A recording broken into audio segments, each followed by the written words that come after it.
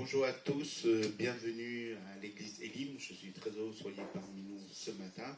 Vous qui êtes en présentiel et vous qui êtes à distance, soyez les bienvenus. Par ce beau temps, nous allons célébrer notre Seigneur et nous allons mettre tous ces instants dans la main du Seigneur. Avant de donner place à la louange, nous allons courber la tête, prier pour nos besoins, prier pour notre pays, prier pour la situation, prier pour nos familles. Priez vraiment parce que nous avons un Dieu qui écoute la prière de ses enfants. Alléluia. Nous allons quand même. Merci Seigneur pour tous tes bienfaits, Seigneur.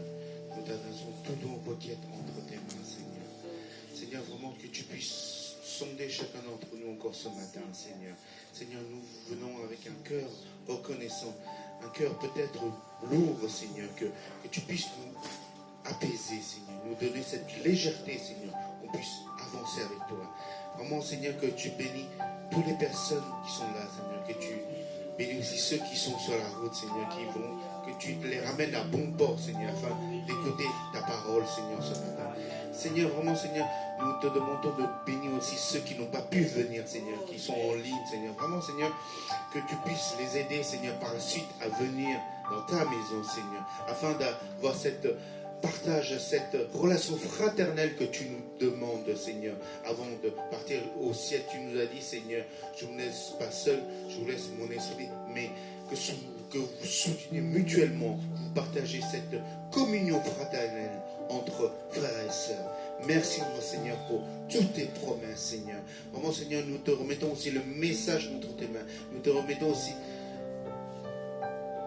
c'est le premier dimanche du mois d'avril, Seigneur. Nous te remettons aussi la Sainte Seine entre tes mains, toutes choses entre tes mains, que tu puisses agir en chacun d'entre nous, que tu puisses nous sonder encore, Seigneur, qu'on puisse être lavé, purifié par ton sang, Seigneur.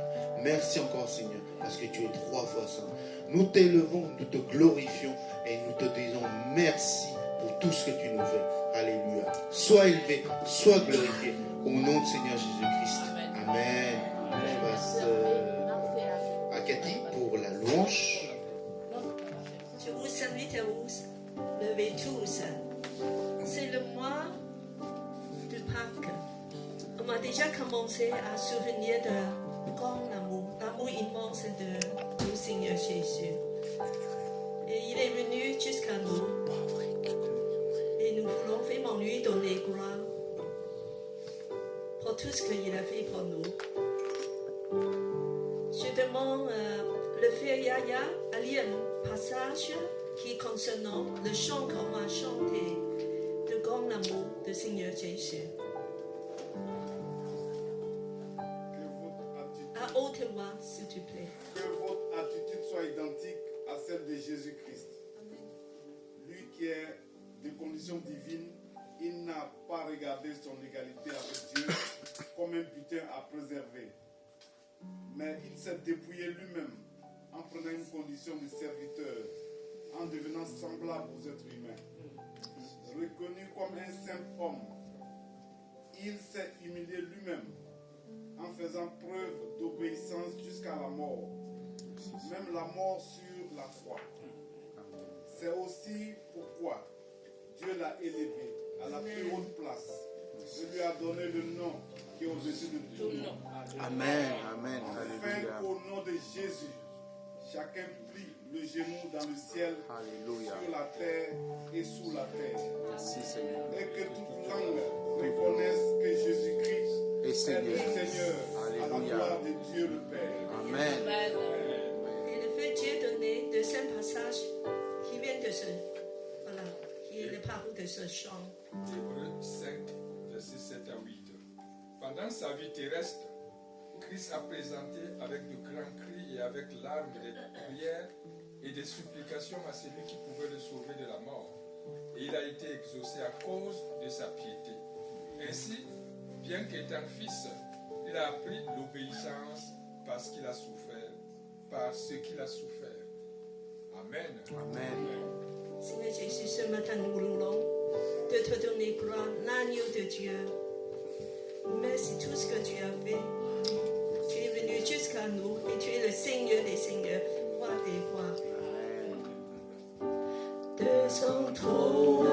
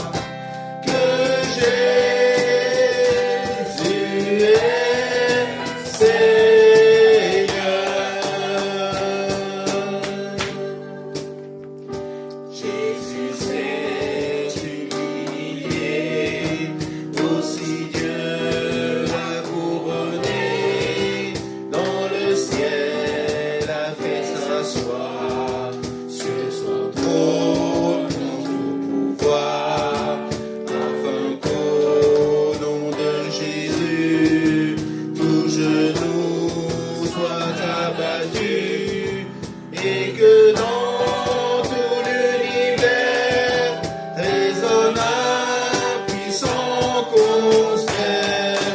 Jésus-Christ est Seigneur. Il est sorti du tombeau, il est Seigneur. Toute langue confessera, toute langue confessera que Jésus est Seigneur.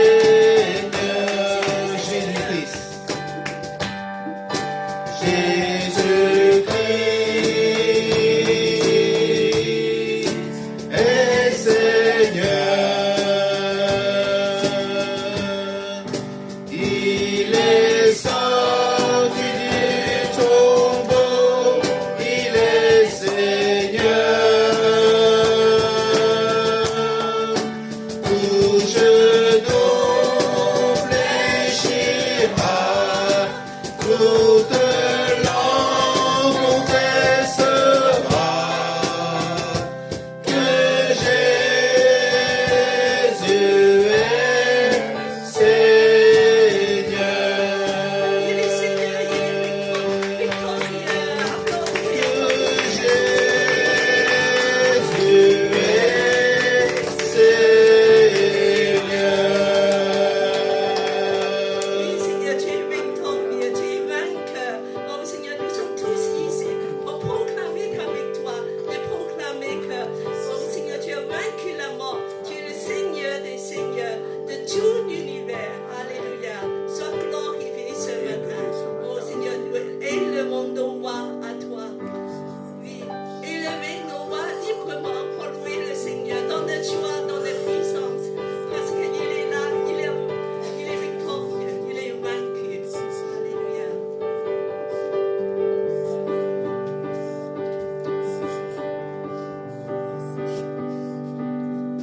Seigneur, que ta victoire résonne dans nos cœurs.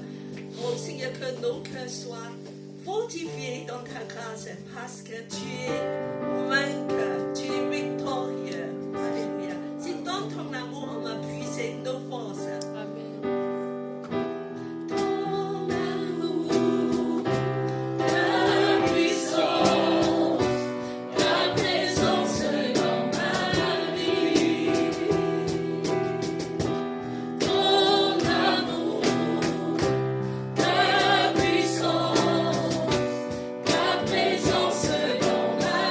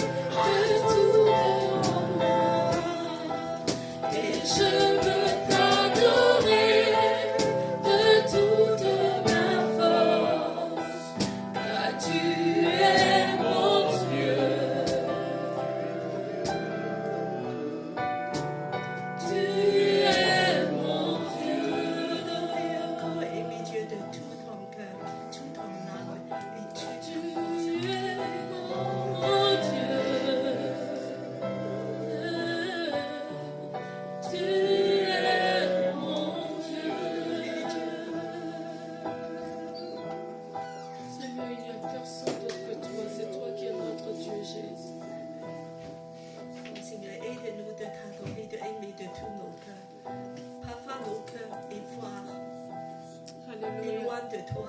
Oh Seigneur, renouvelle l'amour pour toi. Merci Jésus. C'est le plus grand commandement, c'est de t'aimer de tout nos cœurs et d'aimer le prochain comme nous-mêmes. Seigneur, aide-nous à aimer toi et nos frères et sœurs.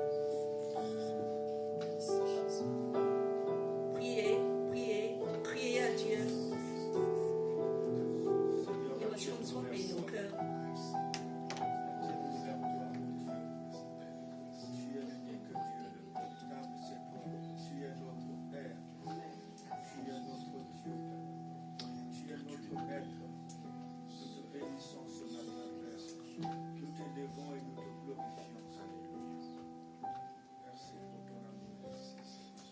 Oh Jésus. Continue à lever vos voix. Seigneur, je veux t'aimer, je veux t'adorer, je veux te célébrer. Apprends-moi à t'aimer, à te chercher chaque jour, à demeurer dans ta présence. Qu'aucun esprit, que les désirs de ce monde ne prennent pas la place que tu as dans mon cœur. Aide-moi à toujours te donner la première place, Seigneur. À toujours te donner tout mon cœur, Seigneur. Je veux, oh éternel Dieu tout-puissant, que toi seul, rien que toi seul, tu restes dans mon cœur. Parce que c'est là ta place, Seigneur. Au nom de Jésus. Continue à adorer et prier.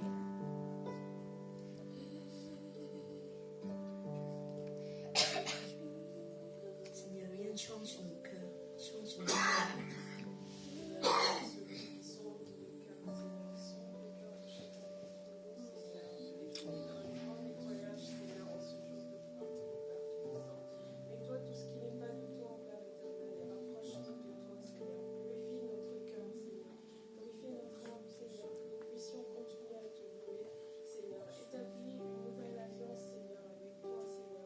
Tu as la première place, Seigneur, rien que toi, Seigneur, que tu puisses nous habiter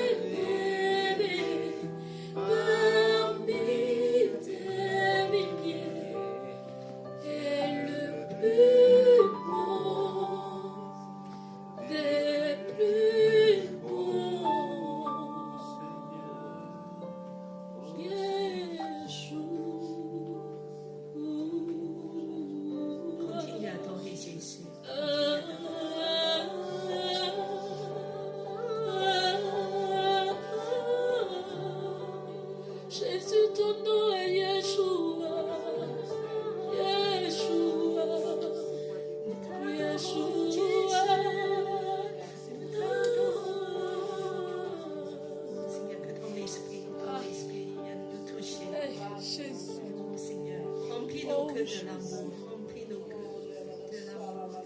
Seigneur, nous t'adorons. Jésus, Tu nous Jésus, Jésus, Jésus, Jésus, Jésus, qui est comme toi, Seigneur. Seigneur, qui est comme toi, Jésus. C'est le fardeau de la croix, Seigneur. Toi, tu as accepté de porter. Qui est comme toi, Jésus. Qui est comme toi, Jésus. Qui est comme toi, Jésus. Amour fidèle, qui est comme toi. tu es venu jusqu'à nous. Qui est comme toi, Seigneur. De si haut Qui est jusqu'à si comme bas. toi, Seigneur, nos vies changent. Seigneur, les gens désistaient, mais toi, tu as accepté Jésus qui est comme toi. Qui est comme toi. Qui est comme toi. Tous ont échoué, mais toi, tu n'as pas échoué à la croix. Seigneur, qui est comme toi. Tu es resté silencieux malgré la douleur. Tu n'as pas péché, Seigneur, qui est comme toi, Jésus. Qui est comme toi.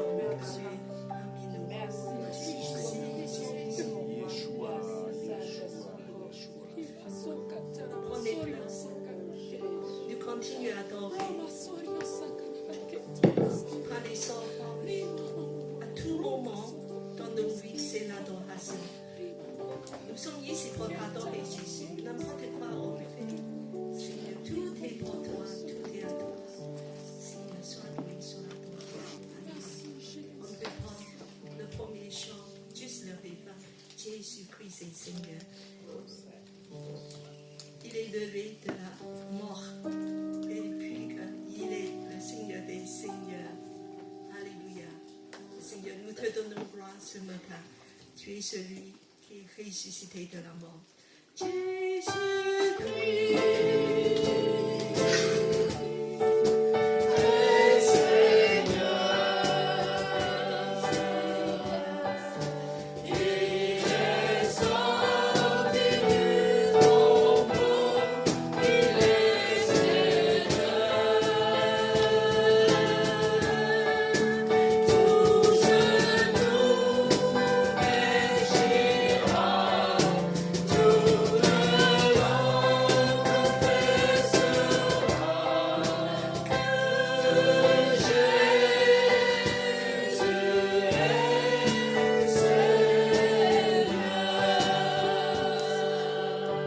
Applaudis le Seigneur. Applaudis le Seigneur. Alléluia. Je demande le frère Timothée de prier pour les offrandes. Seigneur, nous voulons te dire merci pour ce que tu as mis entre nos mains. Seigneur, nous te prions de le bénir et de bénir aussi nos frères et sœurs qui n'ont pas pu le faire ce matin pour la prochaine occasion, Seigneur, et tout cela pour l'avancement de ton œuvre. Amen. Que tu sois béni dans le nom de Jésus-Christ. Amen. Amen.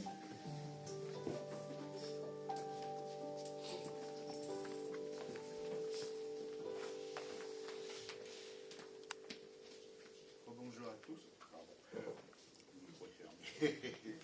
Donc bonjour à tous, bienvenue à l'église Elim.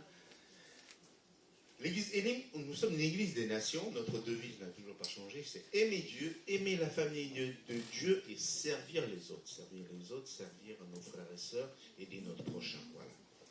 Donc je suis très heureux que vous soyez parmi nous. Nous avons quelques annonces à faire. Voilà, comme aujourd'hui c'est le premier dimanche du mois d'avril, l'église Elim souhaitait l'anniversaire de ceux qui sont nés au mois d'avril. Est-ce qu'il y a des personnes dans la salle qui sont nées au mois d'avril? Et mars. Ah, Nathalie, viens ma soeur.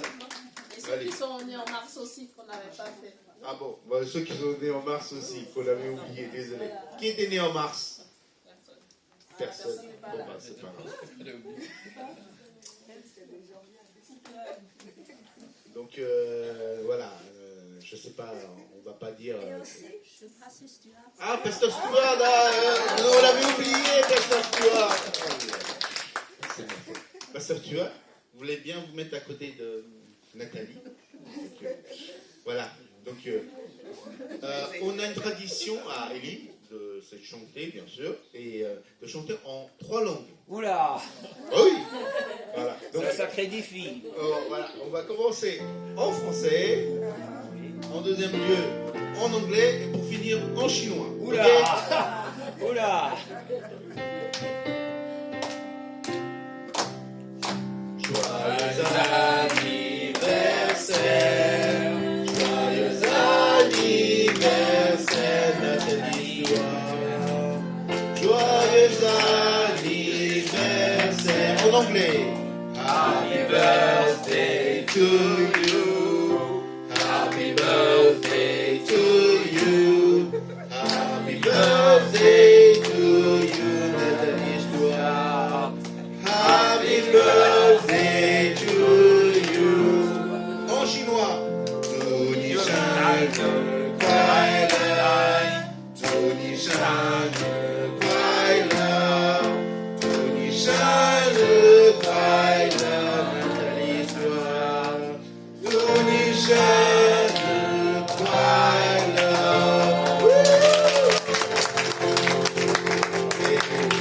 Et je vais prier pour Nathalie et Pasteur Stuart. Merci Seigneur pour tous tes bienfaits, Seigneur. Seigneur, nous demandons de bénir notre sœur Nathalie et le Pasteur Stuart qu'on mettait entre tes mains, Seigneur, qui fêtent leur anniversaire, Seigneur, ce mois d'avril, Seigneur. Vraiment, Seigneur, que tu puisses les combler, Seigneur. Tu les connais mieux que personne, Seigneur. Vraiment, Seigneur, leurs besoins, Seigneur, leurs manques, Seigneur. Vraiment, Seigneur, je te demande de les bénir, Seigneur, abondamment, Seigneur. Que ce soit Nathalie pour sa famille, pour ses enfants, Seigneur, pour sa situation, Seigneur. Que ce soit Pasteur Stuart, Seigneur, pour tout ce que tu lui as donné de faire, Seigneur, de parler de toi, Seigneur. Vraiment, Seigneur, que tu puisses le fortifier dans sa santé aussi, Seigneur. Merci encore, Seigneur, de les bénir, Seigneur. Nous te le remettons entre tes mains. Sois élevé, sois glorifié. Au nom de Seigneur Jésus-Christ. Amen. Amen. Amen. Bon anniversaire. Donc, il y a aux invités. Je pense qu'il n'y a pas d'invités. On se connaît tous. Hein. Peut-être certains qui sont en ligne, je ne sais pas. Bon, nous voulons souhaiter la bienvenue à Denis, quand même. Voilà. C'est pas mal de temps, comme dit Denis. Oui. Depuis l'année dernière qu'on ne s'est pas vu. Voilà. Sois bien. Donc, on a aussi Elim Kids, le premier et le troisième dimanche. Donc, aujourd'hui, pour les enfants, vous avez Elim Kids. Voilà. Donc, c'est de 6 à 14 ans. Donc, si vous avez entre 6 et 14 ans, vous devez suivre la monitrice ou le moniteur. Donc, voilà, ça c'est pour le 20 avril, c'est-à-dire pour Pâques, donc le jour de Pâques. Donc, normalement, on devait faire à Gap, normalement, on fait tous les premiers du mois, tous les premiers dimanches du mois. Là, comme le Pâques, ça tombe le 20, donc on a décidé de reporter au 20. Donc, 20, ce sera on aura un repas donc, de Pâques le 20 avril. Donc, notez bien et je vous invite aussi à inviter vos amis, vos proches, vos familles à y assister. Vraiment, c'est vraiment pour connaître l'amour de notre Seigneur pour nous. Je voudrais que vous invitez vraiment des gens, c'est facile parce que c'est Pâques. Donc, on aura beaucoup de gens qui vont accepter plus facilement. Et c'est une occasion de partager l'évangile et l'amour de Dieu. Et si nous avons eu ce salut, c'est parce qu'un jour, on nous a parlé, on a entendu. Et il y a encore des millions de gens autour de nous qui n'ont pas entendu. Et il faut saisir chaque occasion, tous les mois, d'inviter des amis. Tu pries pour des gens, tu dis que Seigneur, ce mois, tu veux ce voisin, cette amie, ce collègue va venir. Et je vais inviter de dire que c'est Pâques, c'est un repas de Pâques. Et tu pries, et il y a encore 2 semaines, et nous voulons inviter des gens. Nous sommes ici pour aussi de proclamer l'évangile. Nous ne sommes pas juste ici d'avoir un bon moment. Nous avons une mission. Il faut avancer pour le royaume de Dieu. Voilà, et je pense que en parlant avec un repas, ça passe beaucoup mieux, voilà, pour annoncer l'évangile. Je voulais appuyer sur Oui. ce que vient de dire Cathy et vous saluer de la part de la famille Manol, donc c'est la famille roumaine qui est venue au repas de Noël ici. Oui. Enfin, ils sont des chrétiens, mais ils étaient très touchés par l'accueil et par cette fraternité. Donc je pense que ça peut vous encourager. Et on m'a demandé de leur part de vous saluer ce matin. Amen. Merci beaucoup. Dis bonjour de nous, de saluer la famille aussi. Donc, invitez vos amis, vos voisins, votre famille, voilà, pour le jour de Pâques. Voilà. Donc, rapportez aussi quelque chose. Donc, c'est le partage fraternel. Donc, l'Église doit fournir, mais chacun d'entre nous apportons notre contribution. OK? Donc, le parcours des disciples, donc, c'est tous les 2e et 4e dimanches. Donc, dimanche prochain, nous aurons le parcours des disciples. Donc, nous aurons... on est à Éphésiens chapitre 3, la deuxième partie. La deuxième partie. Voilà, donc Nathalie. Donc voilà, on étude en ce moment, l'étude concerne la lettre aux Éphésiens. Donc voilà, donc vous faites tous, la plupart de vous faites tous partie d'un groupe. Donc si vous ne faites pas partie d'un groupe, je vous invite à intégrer un groupe. Voilà, donc vraiment c'est pour vraiment notre enrichissement et aussi pour nous aider, Seigneur, à connaître mieux notre Seigneur et pour mieux le servir dans son royaume. Amen. Nous voulons aussi que nos vies enracinent dans les paroles de Dieu. Donc, c'est important que vous venez étudier, d'approfondir, apprendre dans les paroles de Dieu. Et ça, c'est le résumé pour la première partie de Éphésiens. Donc, c'est très important tout à l'heure de dire que, voilà, et nous allons vivre dans l'amour. Et ça, je ne sais pas. Ah oui, Dans nos prières, il est- Alors, oui. Gladys, tu as expliqué Oui, donc, un peu. c'est en fait. Tu connais mieux, tu vois. Non, juste pour dire, à partir de ce mois-ci, les premiers mercredis du mois, on aura la prière ici, en inter-église, en présentiel.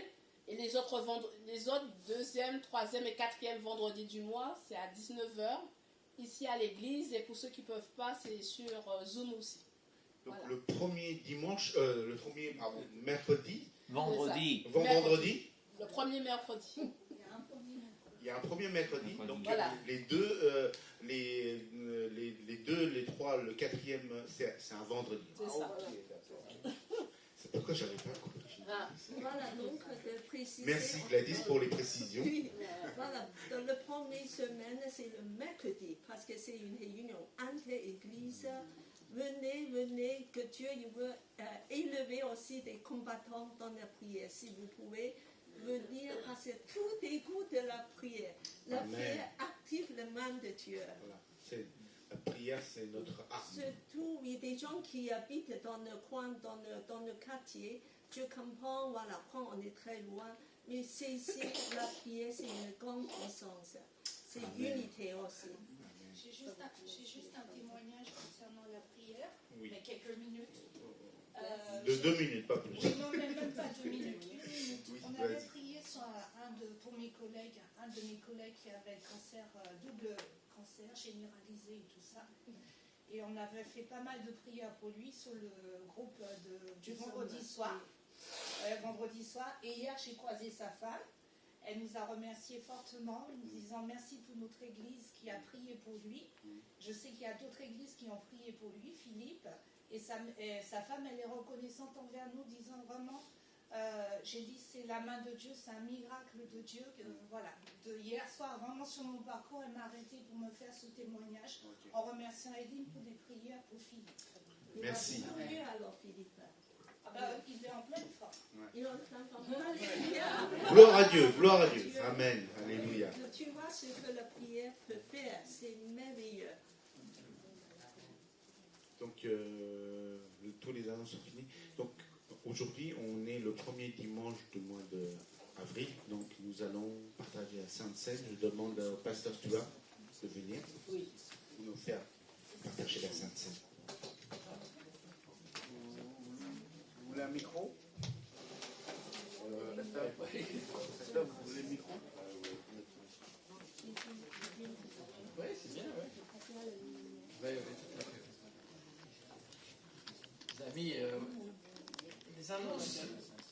peut les voir comme une interruption dans le culte. Mais en fait, ce sont des moments de nous rappeler notre communion fraternelle. Et il est bon, peut-être, de commencer ce moment de Sainte Seine par une prière simple d'intercession, où là, simplement, je vais placer ces annonces, je vais en faire déjà un moment de prière. Vous voyez ce que je veux dire? Parce que c'est bien de les annoncer. Mais si on ne prie pas pour ces annonces et les réunions qui sont mentionnées, ben, c'est en l'air. Mais la prière, c'est qu'on les habite et qu'on les prépare, ces réunions. Prions. Seigneur, tu as entendu ces annonces pour différents moments de la vie communautaire. Permets que ces moments servent à renforcer cette communauté et son témoignage dans la communauté ici même et dans ce quartier.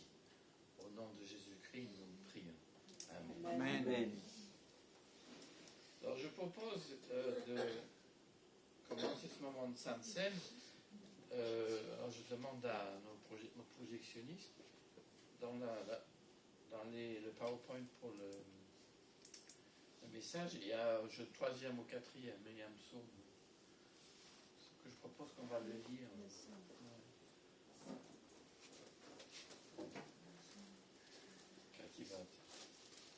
Alors je vais lire en fait c'est tout à l'heure on a été dans la louange. Et ici c'est tout à la fin du psaume 119. Et c'est une sorte de louange à Dieu et nous pouvons peut-être le faire nôtre. Donc je vais lire les versets pairs en commençant et j'invite l'Assemblée à répondre par les versets impairs, donc avec Cathy peut-être comme leader. Voilà. Donc, psaume 119. 7 fois par jour je te loue pour tes justes décisions. Ceux qui aiment ton enseignement éprouvent un grand bonheur, ils ne risquent pas de te déboucher.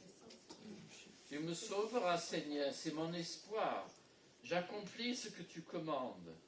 De tout mon être, j'observe tes instructions, je les aime profondément. Oui, je respecte tes exigences et tes instructions. Tout ce que je fais, tu peux le voir. Seigneur, accueille ma plainte avec bienveillance. Selon ce que tu as dit, donne-moi du discernement. Que ma supplication arrive jusqu'à toi. Comme tu l'as promis, libère-moi. Amen. Amen. 171 ensuite, c'est pour vous là. Que mes lèvres proclament ta louange, car tu m'enseignes ta volonté. Que ma langue célèbre ta parole, car les commandements sont tous justes. Que ta main soit là pour me secourir, car j'ai choisi ce que tu exiges. Seigneur, mon grand désir, c'est que tu me sauves. Ton enseignement fait mes délices. Que je vis pour te louer, que tes décisions me soient une aide. Je suis errant comme une brebis égarée.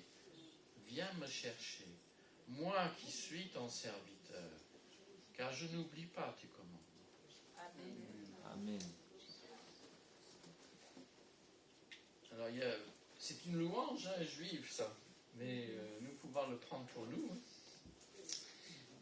Et c'est vrai que c'est un verset qui aurait pu être au début du culte, le 171. Que mes lèvres proclament ta louange. Enfin, c'est notre psaume peut-être plus connu. Seigneur, ouvre mes lèvres et ma bouche proclamera tes louanges. Et pour la Sainte Seine, c'est la même famille de mots. Chaque fois que vous faites la Sainte Seine, vous annonciez, vous proclamiez sa mort jusqu'à ce qu'il vienne. Donc il y a le lien. Prions.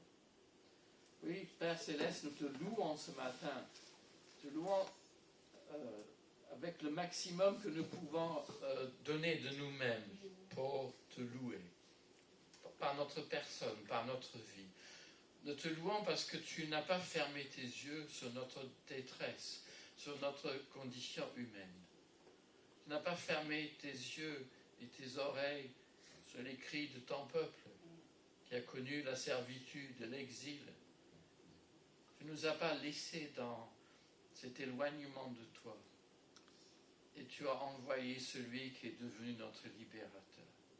Tu as envoyé Jésus-Christ pour prendre cette condition de serviteur, de devenir un véritable être humain, pour nous sauver, pour nous libérer. Seigneur, nous te bénissons ce matin de tout notre cœur, que Jésus-Christ, ton Fils unique, a accepté de mourir à notre place. Que dans la nuit où il fut livré, il a pris le pain et la coupe. Il a annoncé ainsi sa mort par ce repas. Et nous te bénissons ce matin parce que tu l'as ressuscité d'entre les morts. Il siège déjà à ta droite. Qu'il intercède pour ton Église. Qu'il nous envoie en mission. Qu'il est le Seigneur pour nous. Et c'est pour cela que nous courbons la tête et nous te rendons grâce et nous te disons gloire, honneur et puissance à toi, Seigneur. Dieu, Père, Fils et Saint-Esprit. Pour les siècles des siècles. Amen. Le pain que nous rompons est communion au corps du Christ. Nous qui sommes plusieurs, nous formons un seul corps puisque nous prenons tous le même pain. Prenez ce pain donc, comme Jésus est mort par obéissance, si ce n'est que par obéissance à son commandement, mais aussi avec son amour pour lui. Lui qui à la fois est le plus beau des hommes, mais en même temps celui qui était familier de la souffrance, qu'on ne reconnaissait pas, qui n'avait rien pour attirer le regard. Seigneur, permets-nous de prendre ces gobelets, le signe de notre alliance avec toi, le signe avec ton alliance avec nous, faite par la mort de Jésus-Christ. Reçois, Seigneur, nos louanges. Certes, il y a des jours où nous nous sentons un peu plus comme la brebis perdue. Mais viens ce matin nous chercher et nous accueillir devant ta face et que ce repas soit notre avant-goût de ton royaume. Amen. J'invite tous ceux et celles qui veulent prendre ce pain et cette coupe en disciples de Jésus-Christ à se lever à leur place. Prenez ceci est mon corps, prenez, mangez, ceci en mémoire de moi, dit Jésus. Ceci est mon sang de la nouvelle alliance, prenez, buvez-en tous.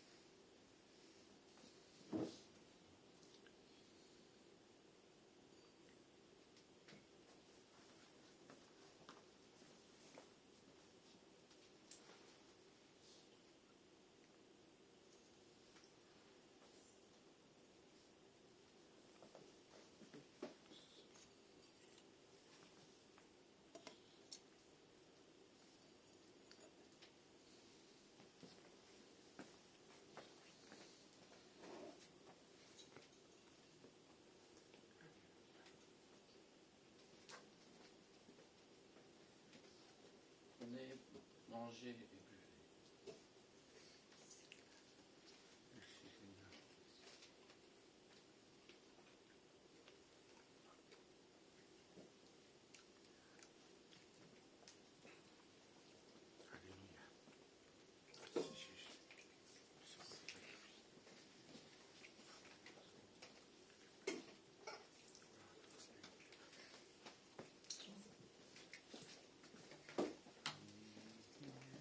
s'asseoir.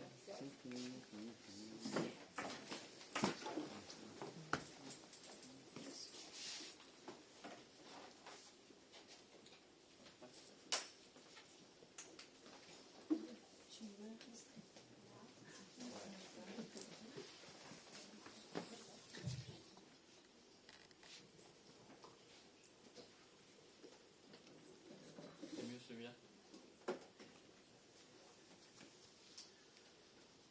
Bonjour à tous et en particulier à ceux qui nous suivent de loin. Merci encore de donner le privilège et l'honneur de partager la parole de Dieu. Je suis très sensible et j'apprécie beaucoup quand on me fait des remarques.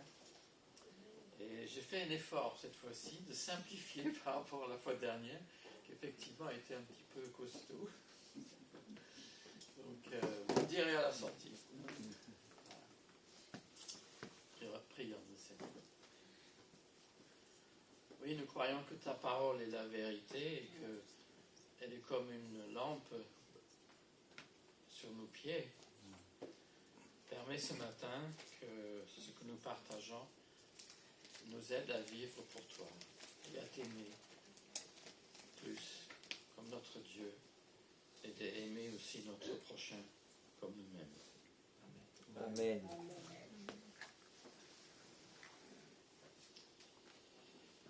Alors, comme j'avais annoncé, donc le sujet, c'est qu'on va un peu réduire. Donc, les 10 commandements. Sont-ils valables, sont-ils toujours valables et pour qui? Donc, c'est un petit peu la suite de la dernière fois. Donc, vous vous rappelez, est-ce que vous vous rappelez? C'est une bonne question. Mais on a parlé des deux alliances essentielles et que nous sommes dans la nouvelle alliance.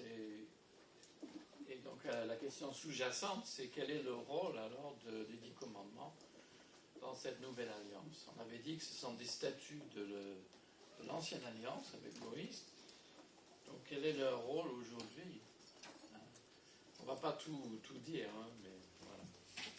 Donc, je voudrais qu'on commence par déjà les lire. Alors, j'ai trouvé quelque chose qui est peut-être pas très connu. Et en fait, il s'agit des 10 commandements, donc dans une forme résumée. C'est vrai qu'en Chine, il paraît que beaucoup d'églises récitaient souvent vers le début du culte les 10 commandements. C'était une tradition protestante qui est en tout cas un peu perdue en Europe. Et alors, ce que je vous propose ce matin, c'est non pas de réciter les 10 commandements tout seul, mais chaque commandement, nous allons le lire avec des commandements du Nouveau Testament. Donc, c'est ce qui va être affiché. Donc, je vais faire le mot d'introduction, et donc, quand c'est le 1, alors comment on va faire ça? Les hommes, vous allez lire le 1 avec moi, et quand c'est en gras, là, ce seraient les femmes qui vont les lire, d'accord? En rouge, ça va dire en rouge. Enfin, rouge, oui, pardon, rouge pour vous, noir pour moi. Ne lisez pas les références bibliques, c'est juste le texte. Ok, c'est clair? Très bien. Voilà. Notre Seigneur Jésus-Christ a dit ceci: si vous m'aimez, vous garderez mes commandements. Écoutez bien donc ces commandements que Dieu a donnés à son peuple. Appliquez-vous à les mettre en pratique par la force ou la grâce que le Seigneur vous accorde. Premier. C'est moi le Seigneur ton Dieu. Tu n'auras pas d'autre Dieu face à moi. Tu aimeras le Seigneur ton Dieu de tout ton cœur, de toute ta force et de toute ta pensée. Tu ne feras pas d'idole. Dieu est esprit et c'est pourquoi ceux qui l'adorent doivent adorer en esprit et en vérité. Tu ne prononceras pas à tort le nom du Seigneur ton Dieu. Servons Dieu avec piété et avec crainte. Souviens-toi du jour du Seigneur pour le sanctifier. Christ est ressuscité d'entre les morts, Recherchez ce qui est en haut et non ce qui est sur la terre. Honore ton Père et ta Mère. Agissez en serviteur de Dieu, honorez tout le monde, aimez la communauté de vos frères. Tu ne commettras pas de meurtre. Va te réconcilier avec ton frère, sois vainqueur du mal par le bien. Tu ne commettras pas d'adultère. Sachant que votre corps est le temple du Saint-Esprit. Tu ne commettras pas de vol. Plutôt travaillez honnêtement afin d'avoir de quoi partager avec celui qui est dans le besoin. Tu ne témoigneras pas faussement contre ton prochain. Que chacun dise la vérité à son prochain. Tu n'auras pas de visée sur ce qui appartient à ton prochain. Souvenez-vous de ces mots que le Seigneur Jésus lui-même a prononcés. Il y a plus de bonheur à donner qu'à recevoir. Tu aimeras ton prochain comme toi-même. L'amour est donc le plein accomplissement de la loi. Ah oui. Voilà. Merci. Bon, ça va. C'est ce qu'il y a là. Bon, il y a des... Contestation. Bien, nous lisons maintenant dans le Nouveau Testament. C'est après, je crois.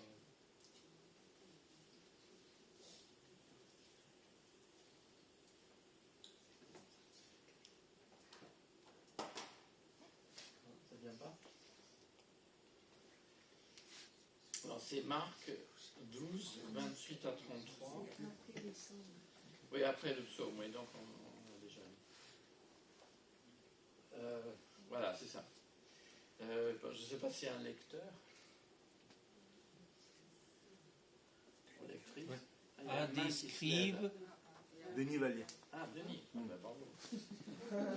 Un des scribes qui les avait entendus débattre et voyait que leur avait bien répondu, vint lui demander quel est le premier de tous les commandements.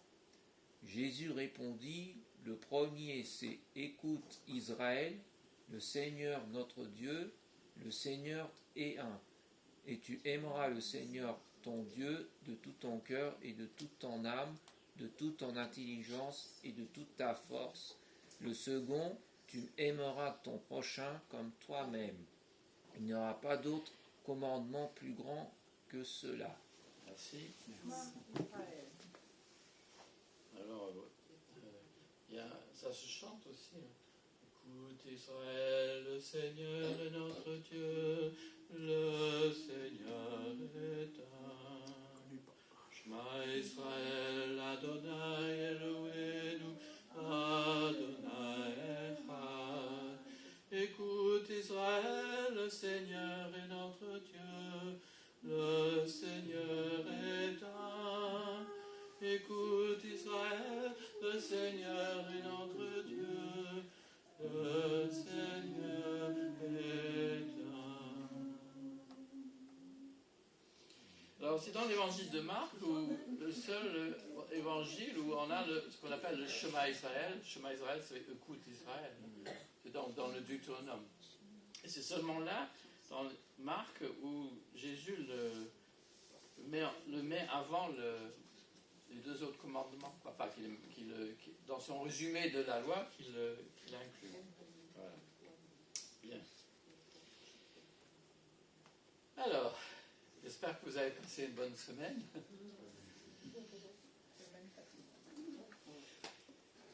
Alors, lorsqu'on vous cogne dans les transports, tu te demandes si notre société a oublié le vivre ensemble.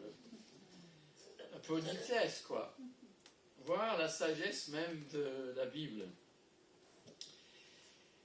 Les faits divers, enfin, peut-être un peu moins cette semaine, mais les semaines avant, c'était que des meurtres et des agressions de tous ordres, des violences. Alors, mon podologue, il me rappelle que nos valeurs viennent de la tradition judéo-chrétienne. Que les gens, ça c'est peut-être moi qui le dis, n'ont pas tellement plus de repères. Et donc les 10 commandements, pour beaucoup, ce sont en quelque sorte ces repères. Est-ce juste qu'ils soient les repères? Et c'est vrai que même les musulmans aussi s'y intéressent, et bien sûr les juifs et les chrétiens.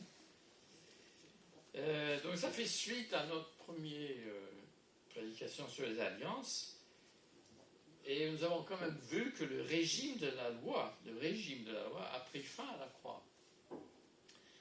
La loi distinguait le peuple d'Israël des autres nations, en particulier par les lois alimentaires et aussi les fêtes religieuses.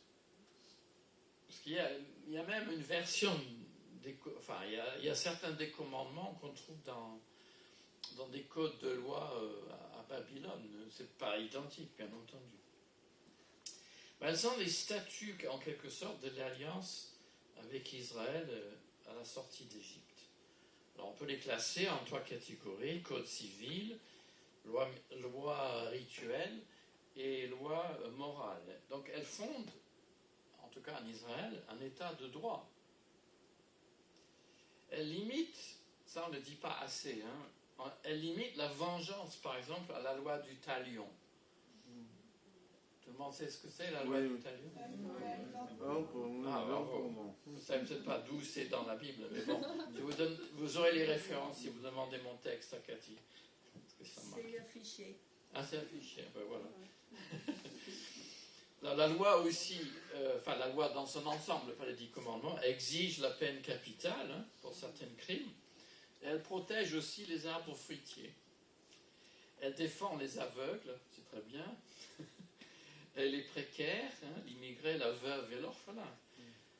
Et autre pratique, le salaire doit être versé à temps. Ah, c'est intéressant. C'est pour dire que la loi juive, il y a un tas de choses, de souvent de très grande valeur. Ça peut ressembler, plus ou moins à un certain point dans le charia musulman, mais bon, c'est pas tout à fait pareil. Mais la loi juive, elle est vraiment une sagesse, une civilisation témoin pour l'humanité. Alors pourquoi les 10 commandements? C'est vous peut-être la nécessité de... Alors bon, les 10 commandements, certains d'entre vous pensent peut-être au film épique de l'épopée biblique. Et ces 10 commandements figurent donc sur les 2 tablettes données à Moïse sur le mont Sinaï. Alors dans la Bible, on les trouve en Exode 20 et aussi en Deutéronome 5. Et on les appelle parfois les 10 paroles.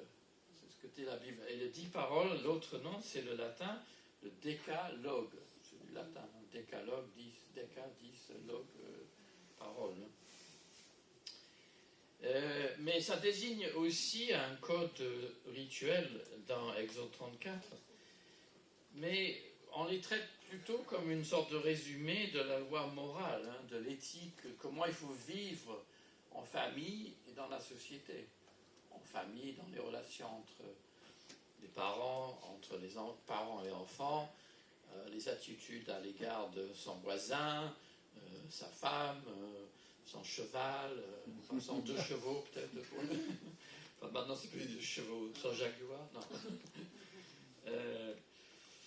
Mais dans les 10 commandements, c'est vrai que la première table de la loi, donc c'est les premiers commandements, et ça concerne plutôt le culte. Donc ça surprend peut-être si on y réfléchit, parce que ce n'est pas uniquement comportement interrelationnel, c'est vis-à-vis de Dieu. C'est surtout ça qui sort de la première table. Alors, ce décalogue, alors la question, donc, est-ce qu'il est toujours valable pour tout le monde? Oui, je vois que je ne l'avais pas bien mis dans mon texte, mais bon. En fait, ce que je vais dire, sans le dire, ce n'est pas valable comme un... nous ne sommes pas sous le régime de la loi, ça vous allez me le dire, je suis tout à fait d'accord. Nous sommes sous le régime de la grâce. Oui. Et donc, ce n'est pas la loi qui va nous punir ou nous sauver. Mais elle aura quand même une place dans la vie chrétienne. Voilà, on va essayer de voir comment. Alors n'oublions pas, par exemple, que l'hébreu Torah, qui veut dire loi, mais a le sens de instruction. Dans ce cas-là, on peut prendre, et l'Ancien Testament le dit aussi, hein, que l'Ancien Testament lui-même, et la loi en particulier, c'est une sorte de manuel pour être heureux. Alors, on n'a pas pensé que la loi était là pour nous rendre heureux. Deutéronome 4. Mais c'est aussi, alors, je ne sais pas, j'en suis sûr que quelqu'un a dû acheter quelque chose cette semaine. Hein. J'ai une voisine, ou la dame qui m'aide à faire un peu mon ménage, elle m'a dit, ah oui, je vais acheter ça cette semaine. Mais elle a du mal à comprendre les instructions. Comment faire fonctionner ce qu'elle va acheter. Si vous êtes comme moi, je les lis religieusement. Mais le problème, c'est qu'il y en a trop de langues maintenant, et je ne comprends rien. Mais la loi de Dieu, c'est aussi comme les instructions du Créateur, pour vivre, pour être heureux. Et si on ne les lit pas, on ne peut pas les suivre. Alors, pour que notre vie ne tombe pas en panne, peut-être il faut donner attention à la loi de Dieu. Dans le temps, on affichait sur deux panneaux les 10 commandements, dans les temples, en Angleterre, en France, les 10 commandements, et c'était la seule chose affichée. Hein, donc il y avait le texte. Un peu comme on trouve aujourd'hui la Déclaration universelle des droits de l'homme, enfin des droits humains. Vous voyez ce que je veux dire, on voit souvent enfin c'est un peu stylisé, quoi, mais deux panneaux, et une sorte d'arche au milieu, quoi. Mais l'idée de loi, et même les 10 commandements, vous pouvez dire, oui, si c'est donné à Israël, alors pour les non-juifs, pour les non-chrétiens. Alors l'apôtre Paul, qui vivent selon les termes, ils disent que les gens qui vivent selon les termes de la loi, ils montrent que la pratique ordonnée par la loi est inscrite dans leur cœur. Leur conscience en témoigne également. Qu'est-ce que ça veut dire? C'est Romains 2. Alors, on appelle ça la loi naturelle, ou le sens inné du bien et du mal. Alors, nos contemporains, qui ne sont peut-être pas très religieux en France, mais les gens, ils ont quand même un sens, peut-être un peu, pas toujours très fiable, mais ils ont quand même une notion de ce qui est bien et de ce qui est mal. Ils ont en tout cas un sentiment d'injustice. S'il y a un sentiment d'injustice, ça veut dire qu'il y a injustice. Donc il y a l'idée de bien et de mal. Alors évidemment, c'est dans leur conscience, et parfois c'est un peu flou, mais la Bible en parle quand même pour nous montrer que, oui, les gens connaissent une certaine loi. Alors ça provoque parfois un sentiment de culpabilité, et notre propre conscience morale à nous aussi. Chez les chrétiens, il y a les deux sensibilités. Hein. Il y en a ce que moi j'appelle les gens qui démarrent au quart de tour, hein, qui sont, leur conscience est un peu morale et un peu mal réglée, comme certaines alarmes de voiture. Ça se déclenche très vite. Alors ils sont très rapides pour juger. Vous n'avez pas dû faire ça. Vous n'avez pas droit. C'est pas la loi. Enfin, et puis les autres, je sais que c'est l'autre extrême où ça se déclenche jamais, ou presque, qui sont un peu, ouais, tout est permis, voilà. Et tout n'est pas utile. Donc c'est vrai que la loi peut exciter en nous la capacité de juger les autres, hein, de dire, oh, celle-là, tu sais, elle prie très haut, mais regarde ce qu'elle dit après. Alors bon, je ne fais pas un scénario là-dessus, mais c'est vrai que chacun aura à rendre compte au Seigneur. Il faut peut-être qu'on soit moins rapide à parler et plus prompt à écouter. Mais aussi, il y a un temps pour parler. Hein? Il y a un temps aussi pour se taire. Et le Seigneur est juge et sauveur. Et chacun doit rendre compte pour lui-même. Et donc, ce n'est pas à nous de... Enfin, surtout de ne pas chercher la petite bête, hein, comme on dit. C'est parfois ça. Hein. Bon, peut-être ça passe un peu moins, c'est moins le cas aujourd'hui, c'est peut-être l'inverse, on laisse tout passer. On voit parfois des enfants dans un lieu de culte qui ne savent pas se tenir, hein, et les parents ne semblent pas non plus s'y employer. Bon, je ne dis pas que c'est pas que les enfants on doit plus les voir ou entendre, non, c'est pas ça. Mais il y a un minimum à respecter pour ne pas empêcher les autres de suivre ce qui se passe dans le culte. Hein. Alors, quel est le rôle de la loi? Parce que c'est ça, de cette loi. Et comment peut-elle nous aider? Parce que jusque-là, c'est un petit peu négatif. Et quelqu'un m'avait demandé la fois dernière, parce qu'il avait dit, hein, il y avait ceux qui considèrent comme chaque dispensation, chaque période de l'histoire, a terminé par l'échec. Et que la loi a été un échec, finalement. Non, elle n'était pas un échec. Mais, elle est quoi? Elle est, alors, je connais, vous savez que mon fils Denis, devant là, il est dans un foyer, et je connais plusieurs éducateurs de son foyer. Alors, la loi, elle sert comme un éducateur. Un éducateur, ainsi la loi a été notre surveillant jusqu'à la venue de Jésus-Christ. La loi était là pour nous accompagner, nous enseigner jusqu'à Jésus-Christ qui vienne. Et la loi elle-même, elle est donc, elle est sainte, c'est-à-dire que c'est Dieu qui l'a donnée. Parce que parfois on dit, la loi, c'est pas, hein, même pas quoi. Hein. Le commandement est saint, juste et bon. Bon, est-ce qu'on parle des 10 commandements ou la loi en général? C'est difficile à dire, hein, mais bon. Et par contre, c'est vrai que la loi a servi d'instrument d'éveil pour le mal, pour le péché. Mais ce que Paul est en train de dire dans ce passage de Romains 7, c'est que ce n'est pas pour autant que la loi est mauvaise. Alors, Paul dit ceci, mais la loi m'a fait connaître ce que est le péché. En effet, je n'aurais pas su ce que c'est la convoitise si la loi ne m'avait pas dit, tu ne convoiteras pas.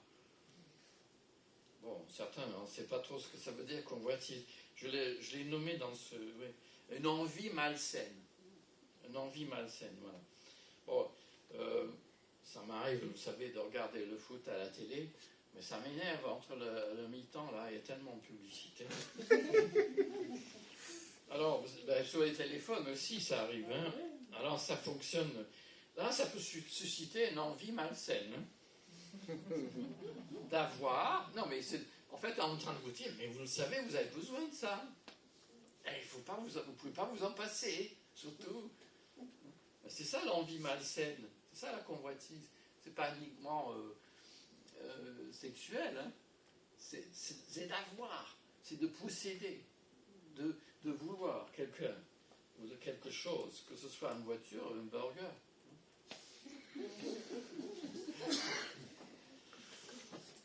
Alors Christ est venu pour nous libérer de l'emprise du mal. Ça ne veut pas dire que vous ne devez pas avoir une voiture ou manger un burger. Hein. Mais la convoitise, en fait, c'est le seul commandement qui n'a pas trop de limites. Hein. C'est pas précisé ce que c'est la convoitise. C'est cette envie malsaine d'avoir ce qu'a quelqu'un d'autre. Ça peut être sa femme, ça peut être... ou vice-versa, si c'est un homme ou femme, ça peut être ça. Une femme, ça peut être un homme. Si ça peut être quelque chose. Mais c'est ça la convoitise. Et ça, c'est peut-être le plus difficile des commandements, en fait.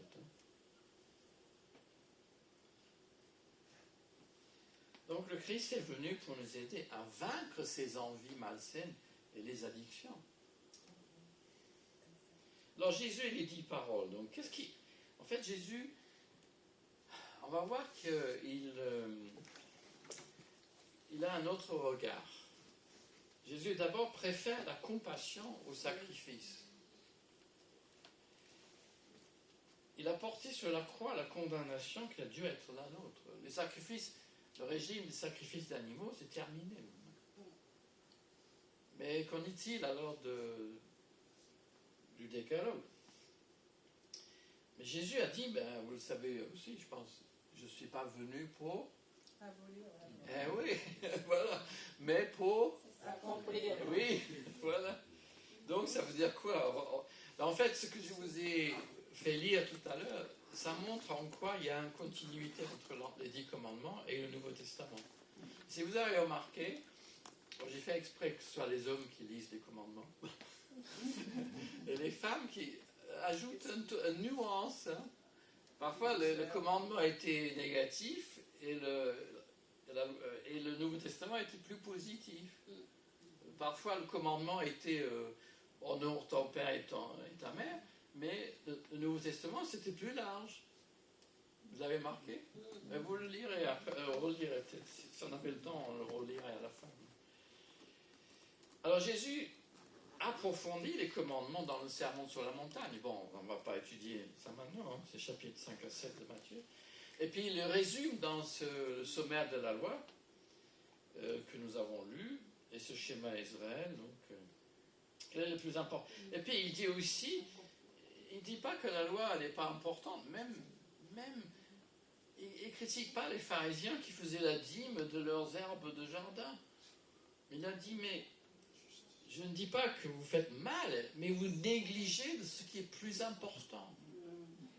Et le plus important, c'est la justice, la bonté, la fidélité. Voilà nos priorités.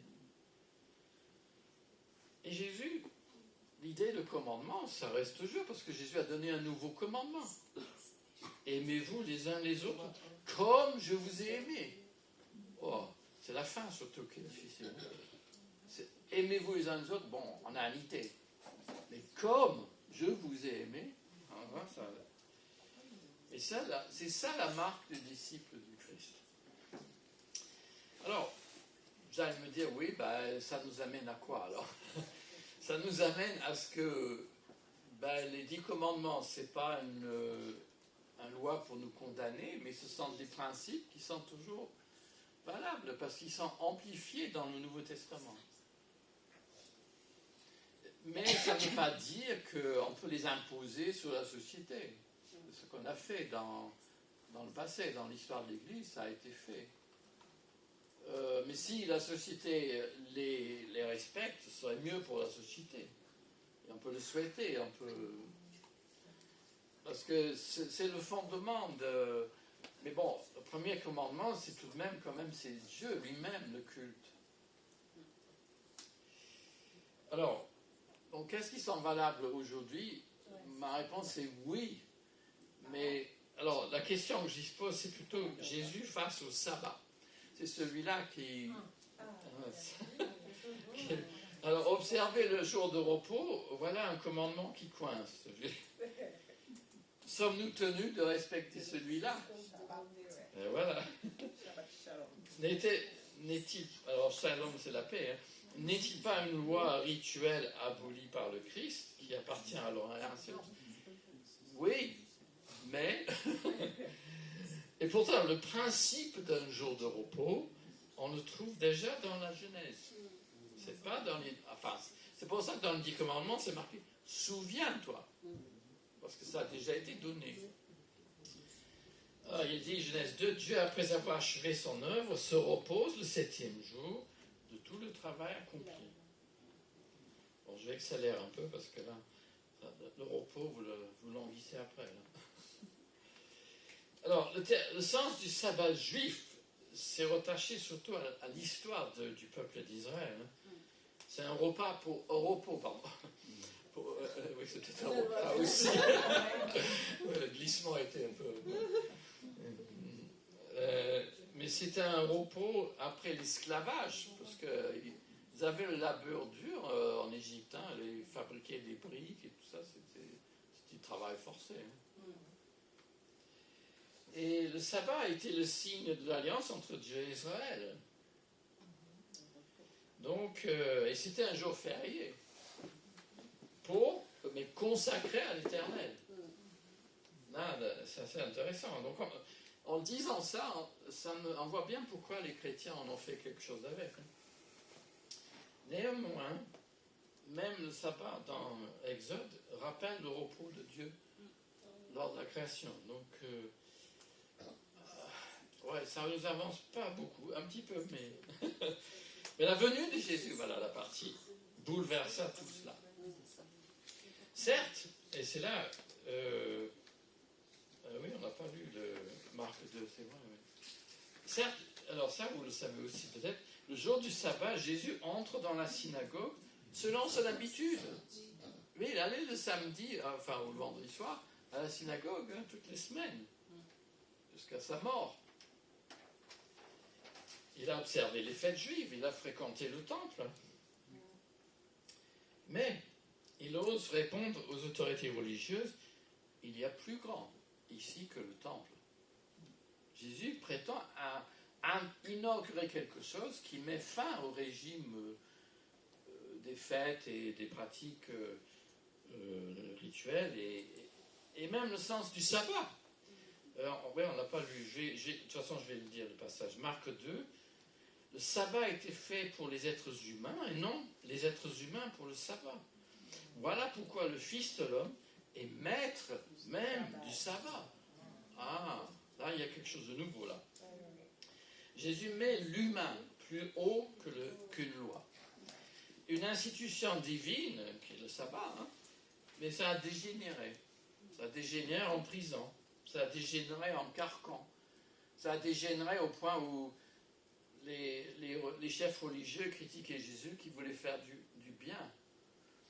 Critiquaient Jésus parce que ses disciples ont osé prendre quelques épis dans un champ. Ils disaient, c'est pas interdit, c'est interdit. Jusqu'au point où aujourd'hui, des juifs hyper orthodoxes, ils ne prennent pas l'ascenseur, même s'ils sont au 10e étage, le jour du sabbat, parce qu'il fait travailler quelque chose. Et ça devient un peu tatillon, je dirais. Mais ce qui est important, ce n'est pas de critiquer les autres, mais c'est de savoir que Jésus possède autorité sur le sabbat.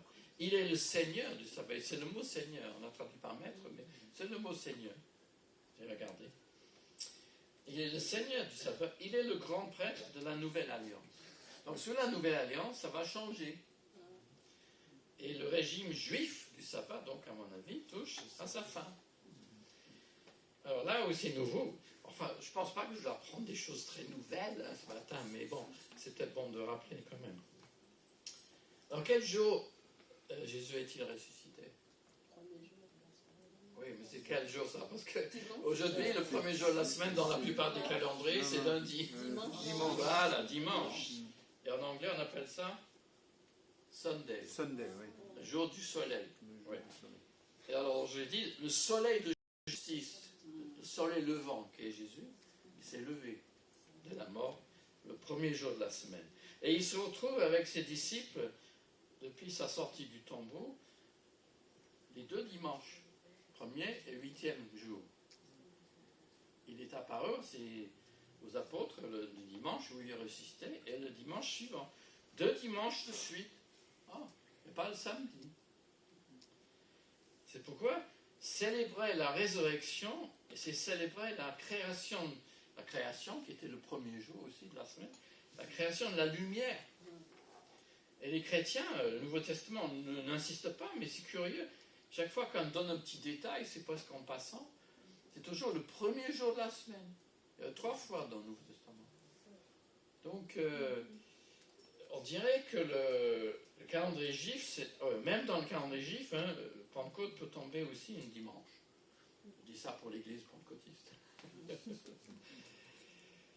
Alors donc, dimanche est devenu le jour de repos des chrétiens et le jour férié pour le culte chrétien, à part pour nos amis adventistes du 7e jour. Il y a même eu dans l'histoire des baptistes du 7e jour, mais bon.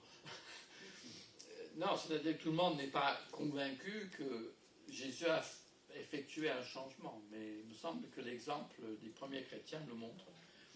Et le fait que les apparitions de Jésus ressuscité, qu'il y a un changement. Le jour de repos, le jour du culte, c'est le dimanche pour les chrétiens. Mais,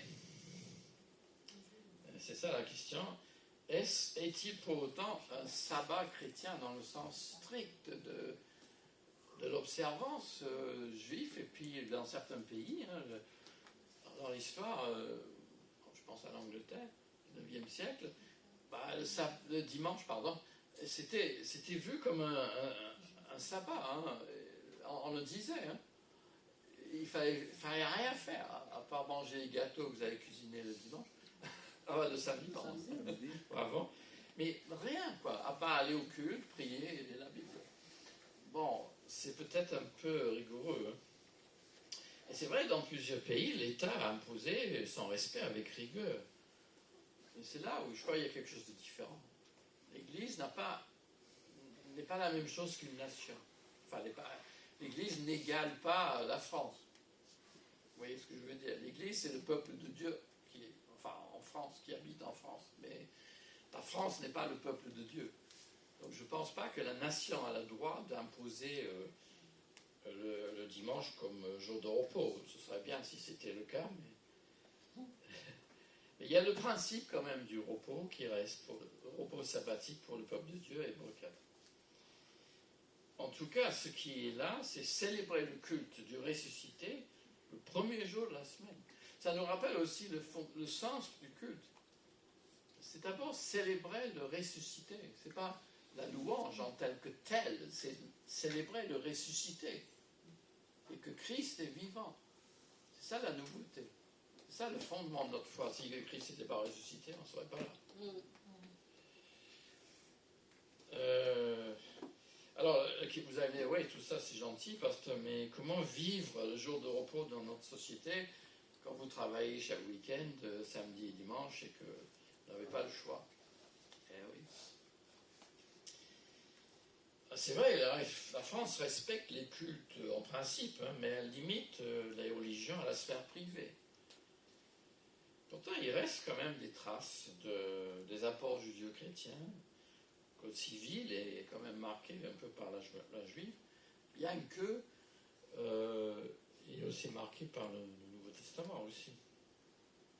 Mais il y a quand même cette idée de repos dominical en France, hein, qui est encore là. Je crois, alors je ne suis pas syndicaliste, hein, mais en tout cas c'était pas prêt pour les pasteurs, mais je sais que dans ton travail le dimanche, on était payé, enfin les gens, parfois dans certaines branches, les gens étaient payés double au travail le dimanche. Oui. Ouais. Le 1er mai, travailler c'est double. Oui, mais il n'y a pas que le 1er mai, je crois que c'est le... Non, il n'y a que le 1er mai. C'était le dimanche dans le temps. Dans le temps, ça je sais pas. Ouais, voilà. C'est vrai que ça coûte cher, hein. Voilà. C'est pour ça que c'est un vestige qui reste.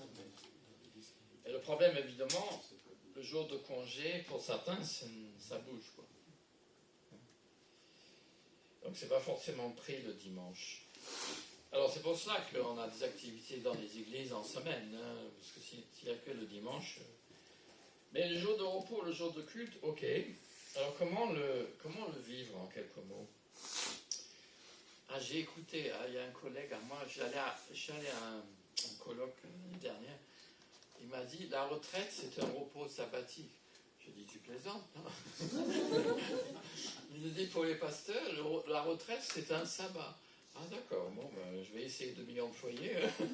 Bye bye. Mais dans ce sens, il a raison. Effectivement, c'est la retraite dans nos sociétés occidentales, ou je ne sais pas, même asiatiques, où le travail est tellement mis en avant que parfois les gens ne font que travailler, quoi. Et la retraite, effectivement, ça va être comme on rattrape tous les sabbats qu'on a perdus, quoi. Mais aujourd'hui, le problème pour beaucoup dans l'Église, c'est comment concilier la vie professionnelle avec la vie de famille et la vie d'église. Et dans notre société libérale, sur le plan économique, où le profit et la rentabilité priment, il se peut que... bon, heureusement en France, il y a une législation sociale, mais vous le savez comme moi, il y a des pays, enfin même en France ça existe, où des gens travaillent bien plus que ce qui est légal. Enfin, ils font peut-être 40, 45 et même plus d'heures par semaine. Là, et puis il y a une pression dans le travail à produire, faire. Il faut être profitable. maximum. Cette pression, elle est lourde, elle est dure. Hein. Et puis pour beaucoup, le travail, c'est pas épanouissant, c'est écrasant. Alors, c'est pour ça l'idée de repos sabbatique comme à la création, ça a encore sa place dans notre pensée. Parce que notre vie chrétienne, on peut être contaminé par la société. Ou la vie chrétienne, c'est aussi être toujours actif, toujours faire ceci, faire ça. Oui, mais il y a quelque chose de plus profond. Arrêter de travailler, c'est indispensable. Enfin, une fois par semaine. La Révolution française, vous savez, a essayé d'abolir le dimanche. Il y avait un calendrier de 10 jours. Ça n'a pas tenu longtemps. C'était trop long avant d'avoir un jour de repos. Alors, je sais aujourd'hui, dans les hôpitaux, par exemple, j'ai connu des infirmières qui préféraient travailler 3 jours de suite à 12 heures par jour et avoir après 4 jours et après 3 jours de congé. Je trouve ça... on ne peut pas avoir une vie... D'abord, ils ne savent pas d'avance beaucoup quel jour ils vont travailler. Alors, comment avoir une vie sociale, organiser sa vie 12 heures, c'est beaucoup. Comment avoir une vie de famille qui s'occupe, qui est là avec les enfants, les personnes âgées 12 heures par jour. Il faut qu'on retrouve quand même le repos et le dimanche pour nous, enfin le jour où on est en repos, c'est de vivre l'essentiel en Dieu, le Créateur. Je ne sais pas ce que terminer. Hein. Donc il y a un besoin de repos dans notre société. Parce que même pour nous, le repos, c'est aussi se ressourcer, se renouveler.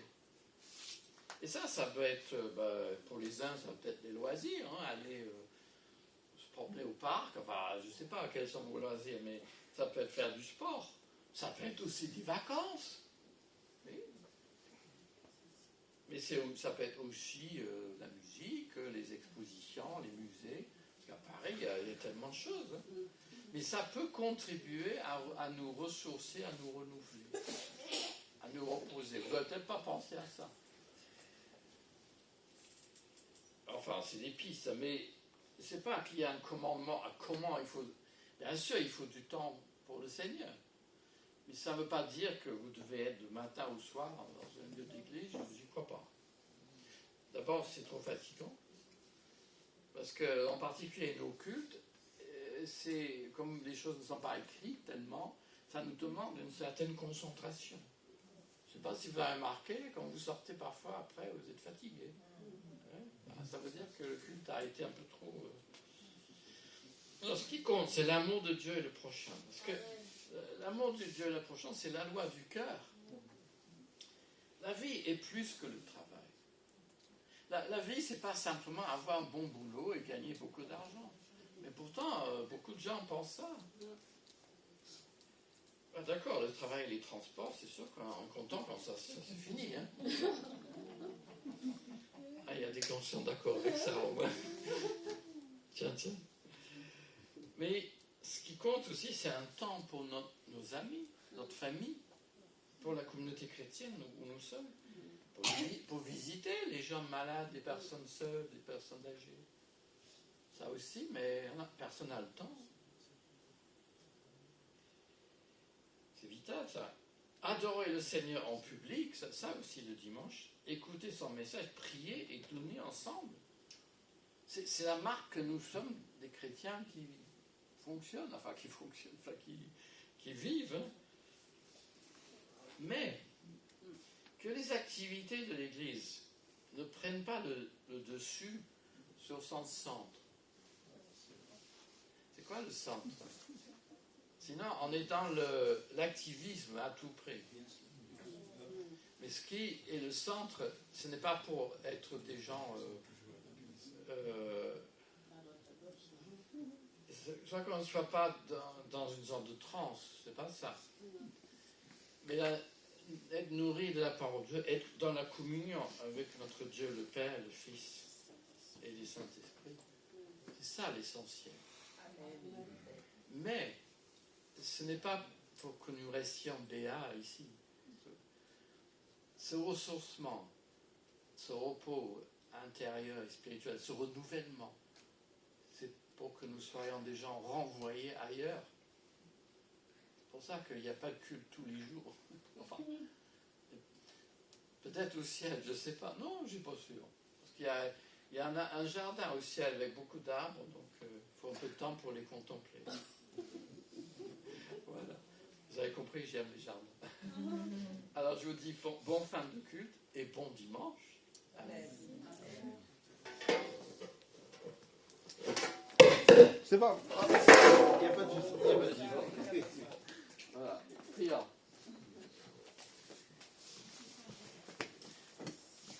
Seigneur, aide-nous à saisir ce qui est important pour nous ce matin. Aide-nous à trouver notre vrai repos en toi. Et malgré notre tendance à avoir la bougeotte et avoir dans les sorties, les activités, ceci et cela, d'avoir des agendas trop chargés, aide-nous à trouver du temps pour toi, mais aide-nous à nous reposer, à nous ressourcer vraiment et à démarrer à nouveau avec toi. Amen. Amen. Merci Pasteur Stuart pour le message. Que le Seigneur vous bénisse et qu'on se donne rendez-vous dimanche prochain. Et bonne semaine et que voilà, qu'on ait du temps pour le Seigneur et vraiment qu'on ait du temps aussi pour notre repos. Et à bientôt.